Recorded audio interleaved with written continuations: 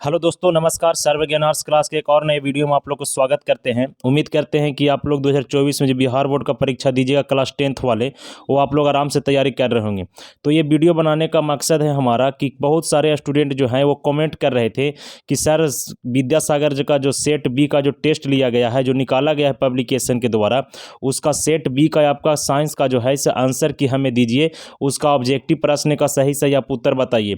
तो आप ही के कहने पर मेरे प्यारे स्टूडेंट ये वीडियो हम बना रहे हैं, जिसमें से आपका 80 ऑब्जेक्टिव प्रश्न दिया हुआ है और उसमें से आपका 40 प्रश्न का उत्तर देना है, वो भी OMR सीट पे। तो आपको कहने पर हम ये वीडियो बना रहे हैं, तो वीडियो को लाइक जरूर करिएगा। चैनल पर नए होंगे तो सब्सक्राइब भी करिएगा। अपने दोस्तों को भी इस चैनल पर जुड़ने के लिए बोलिएगा और ये वीडियो उन दोस्तों में भी शेयर करिएगा ताकि उनको भी 2024 के बिहार बोर्ड में कुछ मदद हो जाए। तो चलिए देखते हैं आपका इसमें विद्यासागर का जो सेट बी का जो है वो पूछा है। आपका पहला प्रश्न क्या कहा है? पहला प्रश्न इसमें बताया गया है कि निम्नलिखित में से किस लेंस की फोकस दूरी धनात्मक होती है। तो इसमें का सही आंसर हो जाएगा उत्तल लेंस की जो होता है वो आपका फोकस दूरी जो है इसे धनात्मक होता है। तो ऑप्शन बी इसका बिल्कुल सही आंसर हो जाएगा। इसके बाद 2 नंबर प्रश्न देखिए। दूसरा प्रश्न इसमें पूछा है आपका कि किसी लेंस द्वारा उत्पन्न आवर्धन का एसआई मात्रक क्या है। तो इसका जो एसआई मात्रक है वह मात्रक विहीन होता है। मात्रक क्या होता है?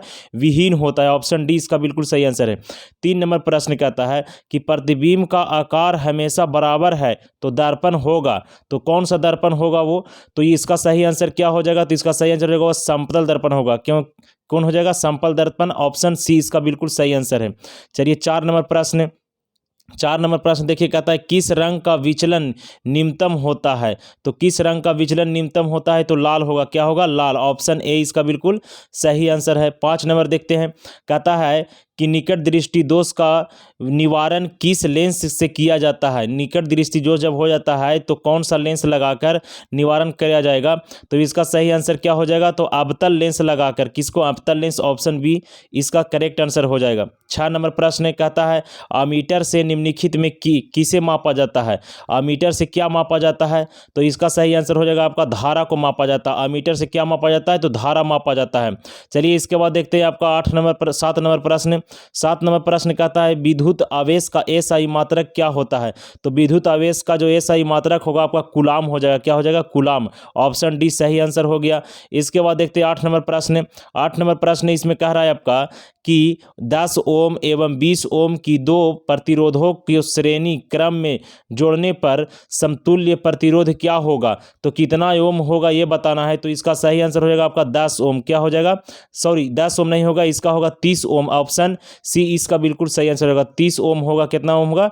30 ओम हो जाएगा। चलिए इसके बाद देखते हैं आपका 9 नंबर प्रश्न।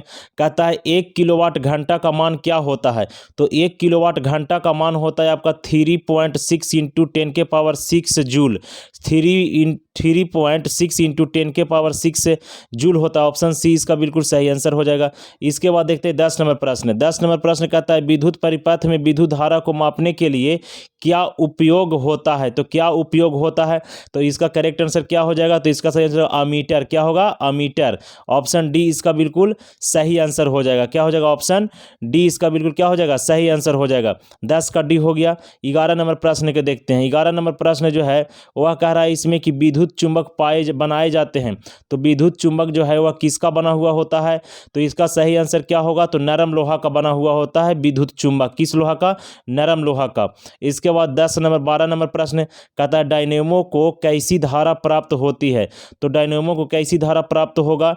तो इसका हो जाएगा आपका प्रत्यावर्ती धारा। क्या हो जाएगा? प्रत्यावर्ती धारा। ऑप्शन ए इसका बिल्कुल सही आंसर है। 12 नंबर प्रश्न देखिए। 12 नंबर हो गया। 13 नंबर प्रश्न।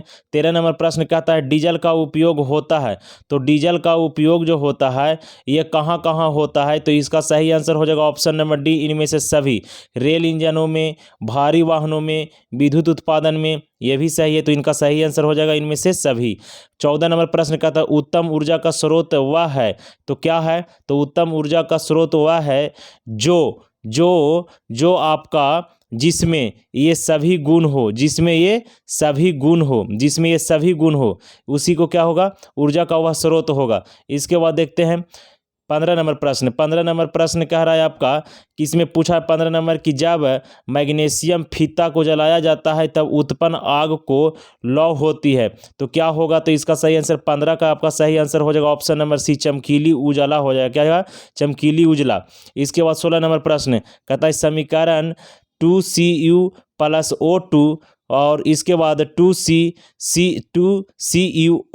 किस प्रकार की अभिक्रिया करता है। तो किस प्रकार की अभिक्रिया करेगा। तो ऑप्शन बी हो जाएगा ऑक्सीकरण करेगा। क्या करेगा? ऑक्सीकरण। ऑप्शन बी इसका बिल्कुल सही आंसर है।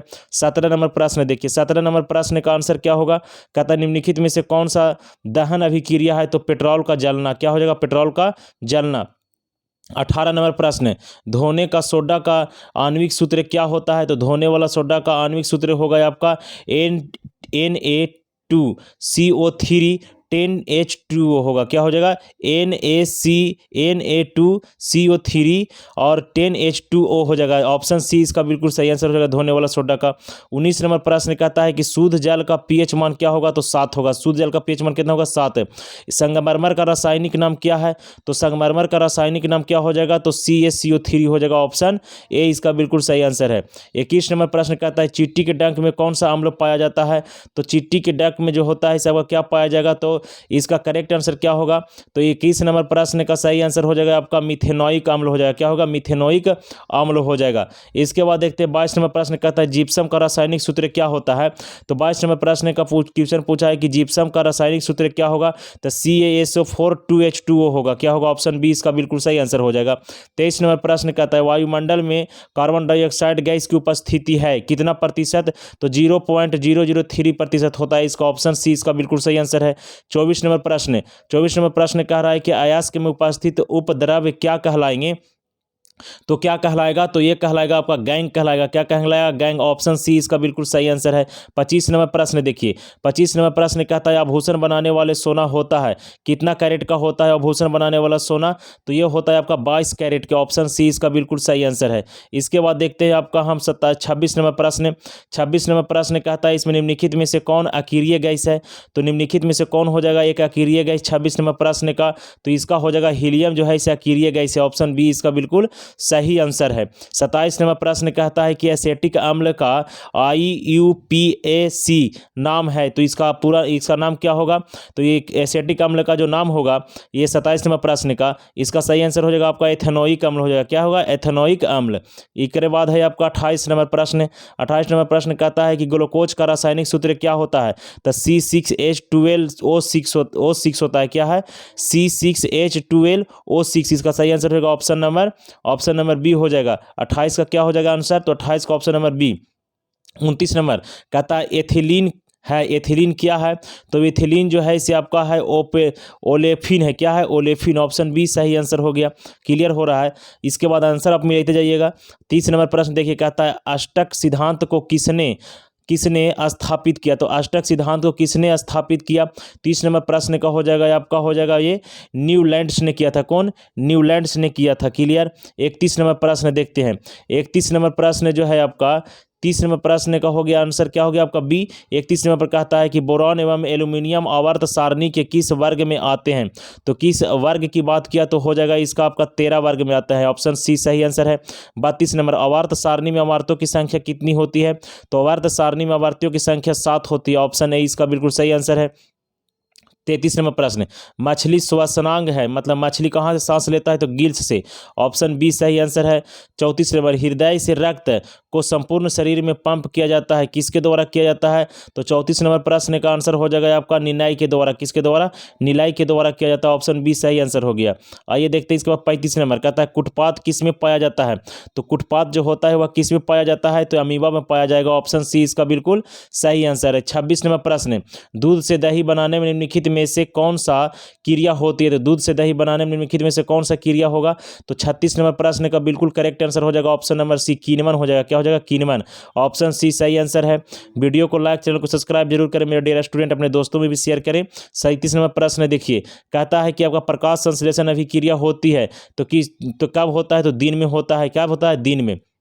38 नंबर, मानव हृदय में कितने कोष्ठक होते हैं? तो मानव हृदय में कितने कोष्ठक होते हैं? तो 4 कोष्ठक होते हैं। ऑप्शन डी सही आंसर है आपका। 39 नंबर प्रश्न कहता है जठररस में उपस्थित नहीं होता है, तो क्या उपस्थित नहीं होगा? जठररस में क्या उपस्थित नहीं होगा? तो इसका सही आंसर हो जाएगा पीत रस नहीं होता है, पीत रस नहीं होता है। ऑप्शन डी सही आंसर है। 40 नंबर प्रश्न कहता है आरबीसी की जीवन काल कितना होता है? तो 120 दिन होता है। ऑप्शन ए सही आंसर है। 41 नंबर प्रश्न, आयोडीन की कमी से कौन सा रोग होता है? तो घेघा रोग होता है। ऑप्शन ए इसका बिल्कुल सही आंसर है। 42 नंबर प्रश्न, ऑक्सीजन है एक, ऑक्सीजन एक क्या है? ऑक्सीजन एक क्या है, ये आपका क्वेश्चन पूछा है, तो ये हो जाएगा आपका हार्मोन, सॉरी ऑक्सीजन है, ऑक्सीजन नहीं, ऑक्सीजन एक हार्मोन है। क्या है? हार्मोन। चलिए 43 नंबर प्रश्न, 43 नंबर प्रश्न कहता है कि एस्ट्रोजन स्रावित होता है, तो एस्ट्रोजन जो स्रावित होता है इसे किसके द्वारा स्रावित होता है? तो ये होता है आपका अंडाशय के द्वारा। ऑप्शन बी इसका बिल्कुल सही आंसर है। 44 नंबर प्रश्न देखिए, कहता है कि कौन सी बीमारी श्वसन तंत्र से संबंधित है? तो कौन सा बीमारी है जो श्वसन तंत्र से संबंधित है? तो निमोनिया जो है इसे श्वसन तंत्र यानी फेफड़ा को प्रभावित करता है। 45 नंबर प्रश्न, मानव मादा के जनन तंत्र का अंग नहीं है, इनमें से कौन सा है जो मानव मादा के जनन तंत्र का नहीं अंग नहीं है? 45 नंबर प्रश्न का सही आंसर हो जाएगा आपका शुक्रवाहिका, शुक्रवाहिका। ऑप्शन सी सही आंसर होगा। 46 नंबर प्रश्न, निषेचन की क्रिया किसमें होती है?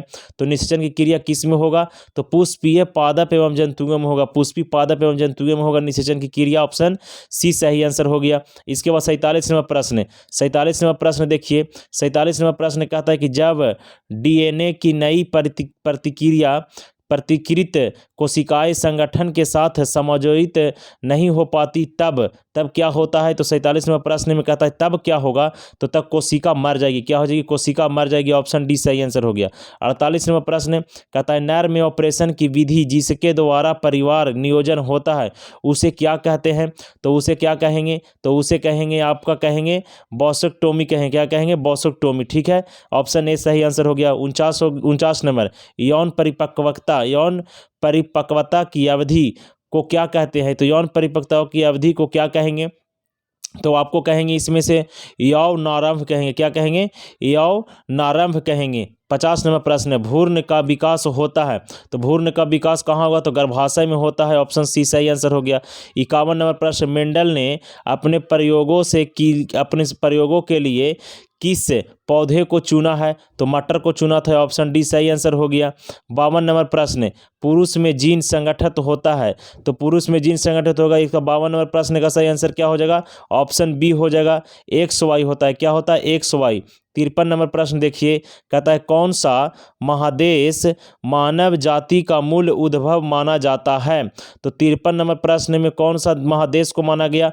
तो अफ्रीका महादेश को माना गया। ऑप्शन ए सही आंसर हो गया। 54 नंबर प्रश्न, जीवों के वर्गीकरण के समान जातियां आपस में मिलकर किसी पादक्रम का निर्माण करती है, तो इसका क्या कहलाएगा? तो 54 नंबर प्रश्न का सही आंसर आपका हो जाएगा मेरे dear student, option number C वंश कहलाएगा। क्या कहलाएगा? वंश। चलिए 55 नंबर प्रश्न, एक स्त्री में कौन सी लिंग गुणसूत्र मिलते हैं? तो एक स्त्री में कौन सा लिंग गुणसूत्र मिलेगा? तो इसका सही आंसर होगा XX मिलेगा। क्या मिलेगा? X मिलेगा। चलिए 56 नंबर प्रश्न कहता है किसी पारिस्थितिकी तंत्र के जैव घटक होते हैं, तो 56 नंबर प्रश्न का आंसर क्या हो जाएगा? तो 56 नंबर प्रश्न का आंसर होगा पौधे, जानवर, मनुष्य एवं सूक्ष्मजीव। क्या होगा? Option number D. चलिए देखते हैं 57 नंबर प्रश्न, आहार श्रृंखला के विभिन्न स्तरों को क्या कहते हैं? तो आहार श्रृंखला के विभिन्न स्तरों को कहेंगे पोषी स्तर कहेंगे। ऑप्शन ए होगा सही आंसर। 58 नंबर प्रश्न, निम्नांकित में मृत जीवी है, तो मृत जीवी क्या है? तो चील और गिद्ध ये दोनों है। ऑप्शन डी सी इसका सही आंसर है, क्योंकि ये दोनों है जो मृत जीवी खाने की कोशिश करता है। 59 नंबर प्रश्न, कर्नाटक में जल संग्रहण स्थान को कहा जाता है, तो कर्नाटक में जल संग्रहण करने की जो स्थान है उसे क्या कहा जाता है? तो उसे कहते हैं कट्टा कहते हैं। क्या कहते हैं? कट्टा। ऑप्शन डी सही आंसर हो गया। चलिए देखते हैं 60 नंबर प्रश्न कहता है कोलीफॉर्म द्वारा संदूषित पानी पीने से क्या पड़ेगा? क्या होती है? तो क्या पड़ेगा? तो 60 नंबर प्रश्न का सही आंसर हो जाएगा आपका हम बीमार पड़ सकते हैं। ऑप्शन बी सही आंसर। 61 नंबर प्रश्न, किस दर्पण की फोकस दूरी चिन्हों की फिर पार्टी के अनुसार ऋणात्मक मानी जाती है। तो 61 नंबर प्रश्न का सही आंसर होगा अवतल दर्पण, ऑप्शन बी सही आंसर हो गया। इसके बाद देखते हैं आपका हम 62 नंबर प्रश्न कहता है कि दाढ़ी बनाने में कौन सा दर्पण का उपयोग किया जाता है। तो दाढ़ी बनाने के लिए आपका उपयोग करेंगे अवतल दर्पण का, ऑप्शन सी सही आंसर हो गया। 63 नंबर प्रश्न जब प्रकाश की किरण हवा से कांच में प्रवेश करता है तो किस ओर मुड़ जाती है, ये पूछ रहा है। तो किस ओर मुड़ेगा, तो ये मुड़ेगा आपका अभिलंब की ओर मुड़ेगा। किधर मुड़ेगा, तो अभिलंब की ओर मुड़ जाता है, अभिलंब के निकट मुड़ जाता है। इसके बाद देखते हैं आपका 64 नंबर प्रश्न कहता है दर्पण का सूत्र क्या होता है। तो दर्पण का सूत्र होगा आपका 1/v + 1/u बराबर 1/f होगा, ऑप्शन ए इसका बिल्कुल सही आंसर हो जाएगा। 65 नंबर प्रश्न देखिए कहता है आपका कि उत्तल लेंस द्वारा आवर्धित काल्पनिक प्रतिबिंब जब बनता है, जब वस्तु रहती है तो कहाँ रहेगा। तो 65 नंबर प्रश्न का जब वस्तु रहेगा फोकस पर, ऑप्शन सी सही आंसर हो गया। 66 नंबर प्रश्न निकट दृष्टि दोष वाले व्यक्ति के चश्मे में होता है कौन सा लेंस होता है निकट दृष्टि दोष वाले के चश्मे में। तो 66 नंबर प्रश्न का सही आंसर हो जाएगा अवतल लेंस होता है। ये क्वेश्चन 2 बार पूछ दिया, इसमें ऑप्शन बी सही होगा इसका आंसर। चलिए इसके बाद देखते हैं अगला प्रश्न है आपका 67 नंबर प्रश्न कहता है कि दोष रहित नेत्र 25 सेंटीमीटर और अनंत के बीच रखी वस्तु को आसानी से देख पाता है, इसके बीच की दूरी को क्या कहा जाता है। तो इसकी बीच की दूरी को क्या कहा जाएगा, तो इसकी बीच की दूरी को कहेगा दृष्टिपरास, ऑप्शन ए सही आंसर हो गया। इसके बाद देखते हैं 68 नंबर प्रश्न किसी वस्तु का प्रतिबिंब आँख के जिस भाग पर पड़ता है वह है, तो जिस स्थान पर पड़ता है वह क्या है, तो वह है आपका रेटिना है, ऑप्शन बी सही आंसर हो गया। इसके बाद देखते हैं आपका 69 नंबर प्रश्न कहता है कि वैद्युत प्रतिरोधकता का एसआई मात्रक क्या होता है। तो वैद्युत प्रतिरोधकता जो का है उसका एसआई मात्रक क्या होगा, तो ओम मीटर होगा, ऑप्शन डी इसका बिल्कुल क्या हो गया, तो ऑप्शन बी हो गया, ऑप्शन डी इसका सही आंसर हो गया। इसके बाद देखते हैं आपका 70 नंबर प्रश्न है कहता है इसमें कि हमारे घरों में जो विद्युत आपूर्ति की जाती है वह कितना है, तो वह उसका सही आंसर होगा 70 नंबर प्रश्न का आपका करेक्ट आंसर हो जाएगा 220 वोल्ट पर प्रत्यावर्ती धारा होती है। 71 नंबर प्रश्न निम्नलिखित में से कौन सा सूत्र सत्य है, तो बताना इनमें से कौन सा जो सूत्र है ये सही है, तो होगा 1 जूल बटा 1 कूलम बराबर 1 वाट, ऑप्शन सी इसका बिल्कुल सही आंसर है। इसके बाद देखते हैं नेक्स्ट प्रश्न 72 नंबर प्रश्न आपका कि विद्युत बल्ब में कौन सी गैस भरी जाती है। तो विद्युत बल्ब में कौन से गैस भरा जाएगा, तो डी भरा जाएगा, यानी आपका बी और सी भरा जाएगा, बी और सी यानी नाइट्रोजन और हीलियम दोनों भरा जाता है, ऑप्शन डी इसका बिल्कुल सही आंसर है। इसके बाद देखते हैं 73 नंबर प्रश्न सोना की परमाणु संख्या क्या है। तो सोना की जो परमाणु संख्या है ये आपका है 79, कितना है 79, ऑप्शन सी इसका बिल्कुल क्या है, तो सही आंसर है। 74 नंबर प्रश्न काली चूना का रासायनिक सूत्र क्या है, तो काली चूना का रासायनिक सूत्र है COO, ऑप्शन सी इसका बिल्कुल सही आंसर है। 75 नंबर प्रश्न है जो निम्नलिखित में से कौन लवण है, तो निम्नलिखित में से कौन लवण है ये बताना है, तो K2SO4 जो है इसे आपका लवण है, क्लियर। 76 नंबर प्रश्न अम्लीय वर्षा के जल का pH मान कितना होता है। तो अम्लीय वर्षा जो है उसका जल का pH मान कितना होगा, तो 5.6 से कम होगा, 5.6 से क्या होगा, कम होगा। इसके बाद देखते हैं 77 नंबर प्रश्न मिल्क ऑफ मैग्नीशिया का pH मान कितना होता है। तो मिल्क ऑफ मैग्नीशिया का pH मान जो होगा ये होगा आपका 10.5, ऑप्शन डी इसका बिल्कुल सही आंसर। 78 नंबर प्रश्न का आंसर कहता है कि आयोडीन युक्त नमक है, तो आयोडीन युक्त नमक कौन है। तो 78 नंबर प्रश्न का आंसर हो जाएगा कि इनमें से दोनों होगा, ए और बी दोनों, यानी NaCl+Kl और NaCl+KIO हो जाएगा, दोनों इसका आंसर होगा, ऑप्शन नंबर सी इसका बिल्कुल सही आंसर है। 79 नंबर प्रश्न कहता है निम्नलिखित में से कौन सी धातु प्रकृति में मुक्त अवस्था में पाई जाती है।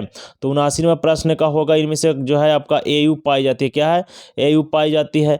आपका 80 नंबर प्रश्न हाइड्रा में पाया जाता है, हाइड्रा में क्या पाया जाएगा, तो हाइड्रा में स्पर्शक पाया जाएगा, क्या है स्पर्शक पाया जाता है, ऑप्शन डी इसका बिल्कुल सही है। तो ये था आपका 80 ऑब्जेक्टिव प्रश्न विद्यासागर सेट बी का, जो आपके डिमांड पर हम वीडियो बनाए। ये वीडियो को पूरा देखें, वीडियो को अपने दोस्तों में भी शेयर करें, सही सही आंसर देने का पूरा कोशिश किए हैं। कुछ भी कन्फ्यूजन हो तो कमेंट बॉक्स में कमेंट कर हमसे आप पूछ सकते हैं। चलिए मिलेंगे किसी नए वीडियो में नए जोश के साथ। आपका कौन सा सब्जेक्ट पर और कौन कौन सा सब्जेक्ट का कौन सा ऑब्जेक्टिव प्रश्न चाहिए आप हम कमेंट बॉक्स में कराइए। आप ही के कहने पर हम ये वीडियो बनाएं और आप ही के कहने पर आगे भी हम वीडियो बनाएंगे। आप कमेंट कर जरूर जवाब दें हमें। चलिए धन्यवाद।